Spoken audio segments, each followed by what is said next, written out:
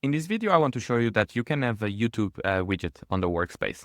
And so this allows you to actually play the founder and CEO of OpenBB, these YouTube videos, and you can do everything that we showed how to do before. You can select different parameters and it will work fine. And the coolest thing here is that you can actually provide the transcript associated with the YouTube video that you are seeing. And this makes it so that if you are consuming this data from the AI side, you can provide the transcript so that the AI has access to all of the text data associated with the video.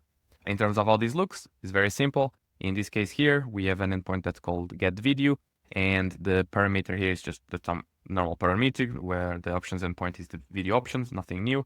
But the main thing here is that we are providing this as a plain text response with just the video URL essentially. And then because we know that the type is YouTube, is going to be rendered properly. In the case with the transcript, the only difference is that you are providing this raw bool, which basically is triggered when the user clicks in here. So if the user clicks here in the UI, we are sending the raw equal to true. And in that case, you expect to have all of the transcript associated with it. But that's it. It's just super simple.